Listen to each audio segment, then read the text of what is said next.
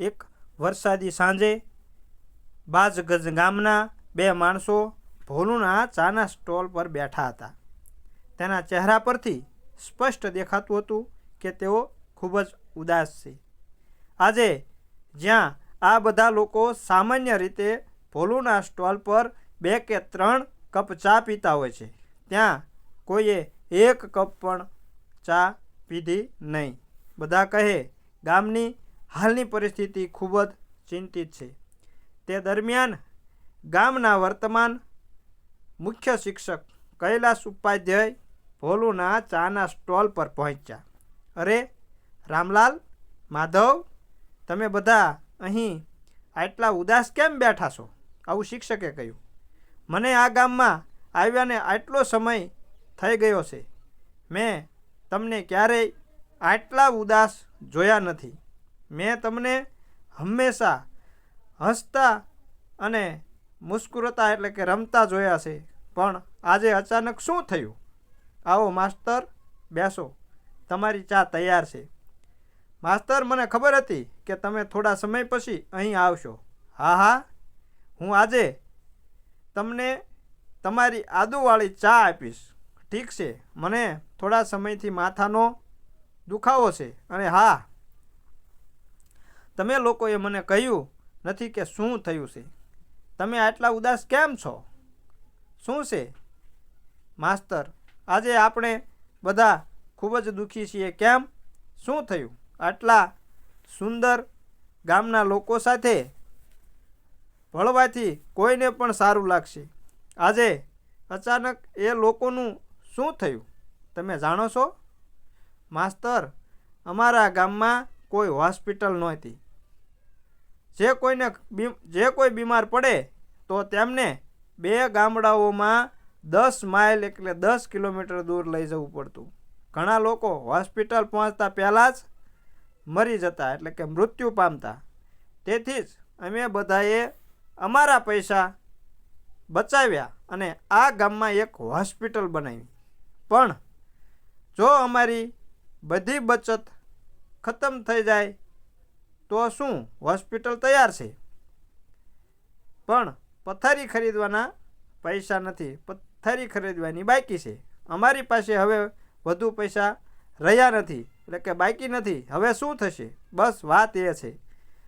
મારી પાસે થોડા પૈસા હતા, પણ તે મારી દીકરીના લગ્નમાં ખર્ચાઈ ગયા. પણ હા, મારી પાસે ઈચ્છાપુર ગામમાં પિતાની જમીન છે. જો હું તે વેચી દઉં તો મને આશા છે કે તે પૈસા હોસ્પિટલ માટે પથારી ખરીદી શકાશે. તમે શું કહેશો? માસ્તર, તમે તમારા વિશે પૂછશો નહીં. શું તમે જમીન વેચશો? મારી પાસે ફક્ત 1 વર્ષનો રોજગાર બાકી છે. મેં મારું મન બનાવી લીધું છે કે અહીં મને જે પ્રેમ મળી રહ્યો છે તેનાથી હું મારું બાકીનું જીવન અહીં વિતાવીશ. તું મને તારી સાથે કેમ નથી રાખતો? ગમે તેમ આ ખૂબ જ પુણ્યનું કાર્ય છે. ભગવાન આવી તકો વારંવાર આપતા નથી. રામલાલ, માધવ અને ભોલોની આંખોમાં આંસુ આવી ગયા. ત્રણેય હાથ જોડીને કૈલાસ માસ્તરનો આભાર માન્યો. અરે, તું શું કરી રહ્યો છે? ઠીક છે, સાંભળ, આપણે કાલે જઈશું. ઘણા સમયથી કેટલાક લોકો મારી પાસેથી તે જમીન ખરીદવા માંગતા હતા. ચાલો જોઈએ કે આ વખતે બધું હરખું ચાલે છે કે નહીં. આપણે તેમને વેચી દઈશું. બીજા દિવસે કૈલાસ, રામલાલ અને માધવ ઈચ્છાપુર ગામ જવા માટે નીકળ્યા. જ્યારે તેઓ ટ્રેનમાં હતા ત્યારે બહાર ભારે વરસાદ પડી રહ્યો હતો. આકાશ કાળા વાદળોથી ઢંકાયેલું હતું અને પવન ખૂબ જ જોરથી ફૂંકાઈ રહ્યો હતો. આ વરસાદ બંધ થતો નથી લાગતો. તેણે કહ્યું, હું પણ એ જ વિચારી રહ્યો છું. આટલા વરસાદમાં આપણે ત્યાં કેવી રીતે જઈશું? આપણે પણ નદી પાર કરવી પડશે. તમારું ગામ સ્ટેશનથી ખૂબ દૂર છે. ઉતર્યા પછી આપણે નદી કિનારે પહોંચવું પડશે. પછી હોડી લઈને મારા ગામ જવું પડશે. આમ ને આમ સમય પસાર થતો ગયો.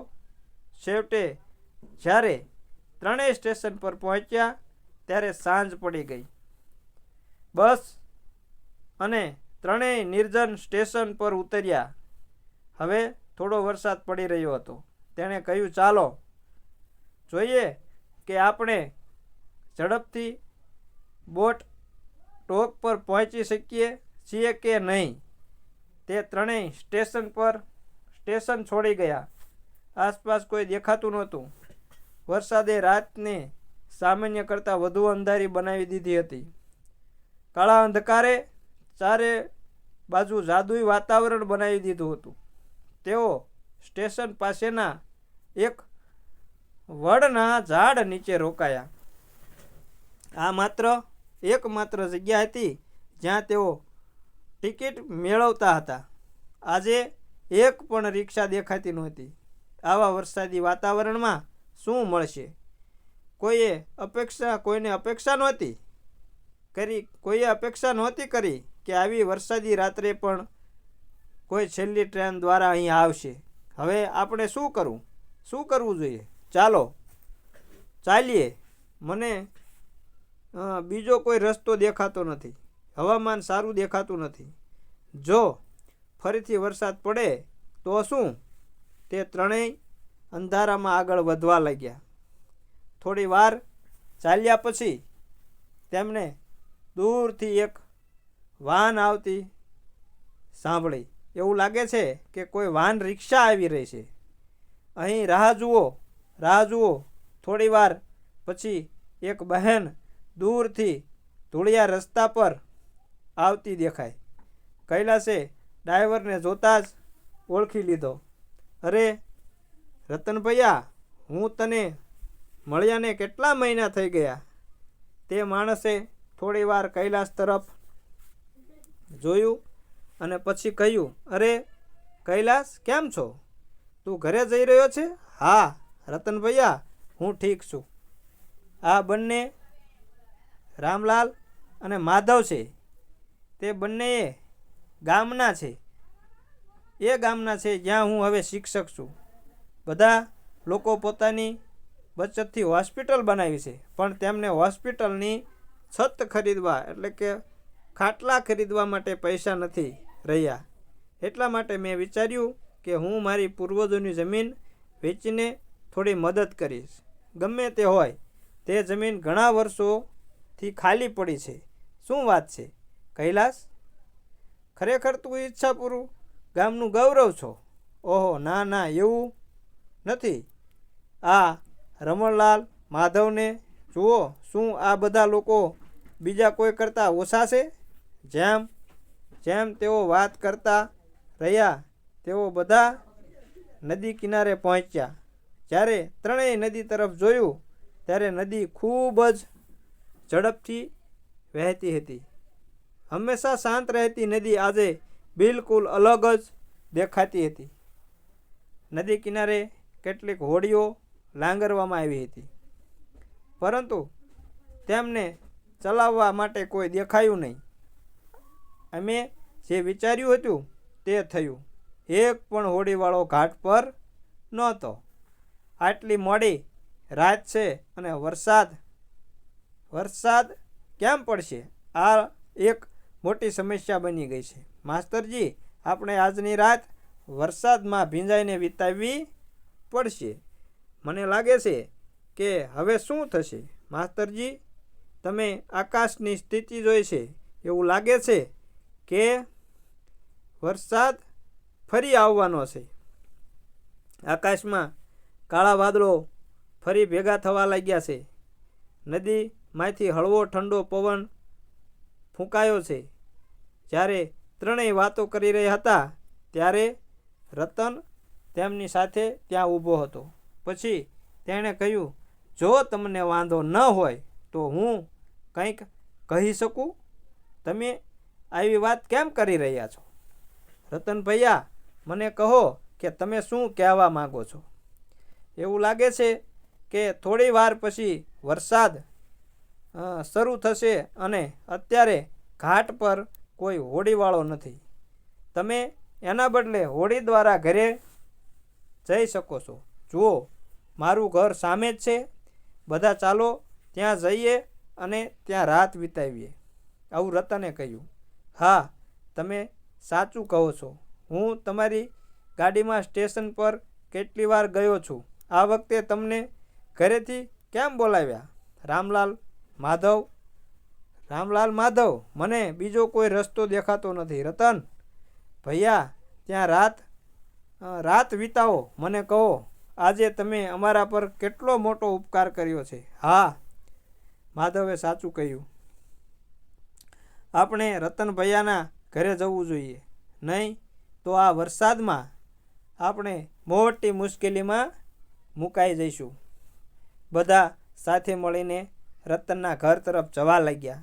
ઘરમાં પ્રવેશતાની સાથે જ અંદરથી એક વિચિત્ર દુર્ગંધ આવવા લાગી. જાણે કોઈ ઘણા સમય પછી ઘર ખોલી રહ્યું હોય.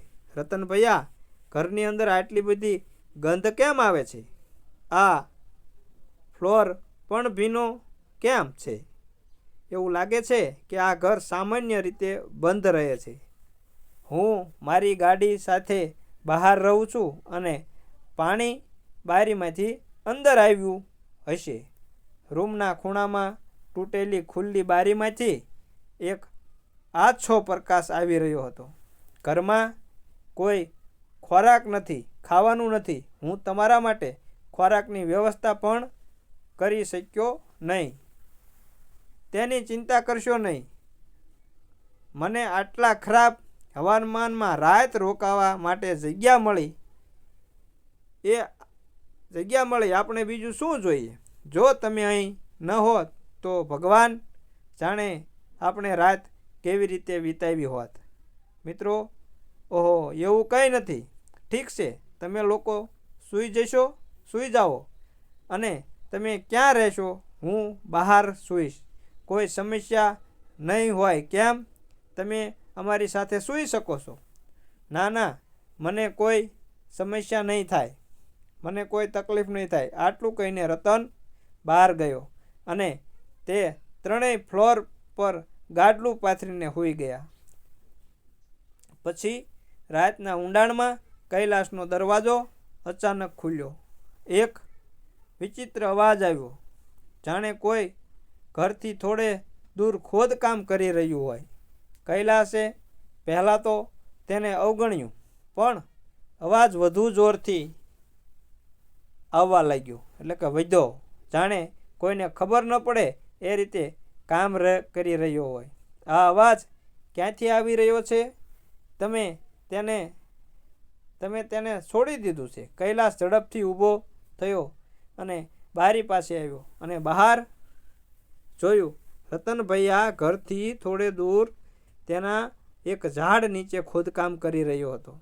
માધવ, રામલાલ, જલ્દી જાગો. મને અહીં બરાબર નથી લાગતું. રામલાલ અને માધવ બંને ઊંઘમાંથી જાગી ગયા. કૈલાસે બંનેને બારી પાસે બોલાવ્યા. અરે રતન ભૈયા, તમે ક્યાં ગયા હતા? હું અહીં જ હતો. તમે બરાબર જોયું? માસ્તર, હા, અલબત્ત. બહાર આવો. તે ત્રણેય ઘરની પાછળના ઝાડ તરફ ચાલ્યા. જુઓ, અહીં ઝાડ નીચે જમીન પર કંઈક છે.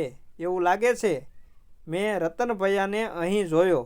એવું લાગે છે કે તે ઈચ્છતો હતો કે હું જાગી જાઉં અને આ જોઉં. જુઓ રામલાલ, આ શું છે?